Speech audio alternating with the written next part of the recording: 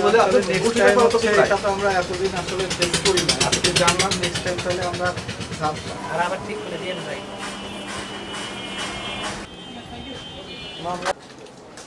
একটা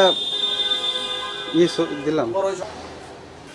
মার্কেটে ভোজ্য তেল বিশেষ করে সয়াবিন, পাম, সুপার এগুলো কৃত্রিম সংকট সৃষ্টি হয়েছে এবং আমাদের উপর থেকে আছে এবং গোয়েন্দা সংস্থা থেকে আমাদের বেশি তথ্য আছে যে কিছু লোক এই কৃত্রিম সংকট তৈরি করে বাজারে অস্থিতিশীল পরিবেশ সৃষ্টি করছে এবং গভর্নমেন্টকে বেকার ফেলার জন্য বা যেভাবে হোক নিজেদের স্বার্থ সংরক্ষণ করার জন্য কিছু অসাধু ব্যবসায়ী, সব ব্যবসায়ী না, কিছু অসাধু ব্যবসায়ী এই পতনমূলক কাজের আশ্রয় নিয়েছেন। এখন আমাদের আজকে যে অভিযানে আমাদের র্যাব 6-এর কাছে গোপন তথ্য ছিল এবং ভোক্তা অধিদপ্তর আমরা আছি এখানে। আমরা এসে যেটা পেয়েছি এখানে উন্নয়নের মূল্য তালিকা যেটা টানা ছিল বিক্রি হচ্ছে কত সেটা কোনো সুনির্দিষ্টভাবে মূল্য তালিকায় ছিল না। এটা জানেন আপনার নিত্য প্রয়োজনীয় পণ্য এবং মূল্য তালিকা অবশ্যই সংরক্ষণ করতে হবে, কিন্তু ওনাদের কাছে এসে কোনো সংরক্ষণ অবস্থা পাওয়া যায়নি।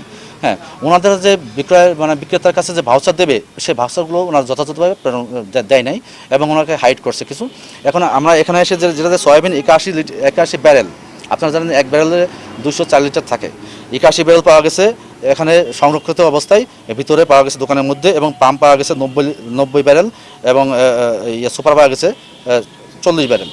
এবং এটা সম্পূর্ণ একটা অনৈতিক কাজ, এটা আনফেয়ার ট্রেড আমাদের কাছে মনে হয়েছে। আমরা তথ্যপত্র বিশ্লেষণ করেছি, এটা একটা আনফেয়ার ট্রেড। সো আমাদের আইনগত ব্যবস্থা হিসেবে আমরা ভোক্তাধিকার সংরক্ষণ আইন 2009-এর 45 ধারা অনুযায়ী প্রতিষ্ঠিত পণ্য বা সেবা এটা যেহেতু পণ্য, যেহেতু তেল একটা পণ্য, যথাযথভাবে কাস্টমার পর্যায়ে সরবরাহ না করার জন্য ওনাকে 50,000 টাকা জরিমানা করা হয়েছে এবং উনি ওনার ভুল স্বীকার করেছেন যে এখন থেকে লিখিত দিয়েছেন, এখন আন্ডারটেকেন দিয়েছেন, উনি এখন থেকে এই কাজটা আর করবেন না।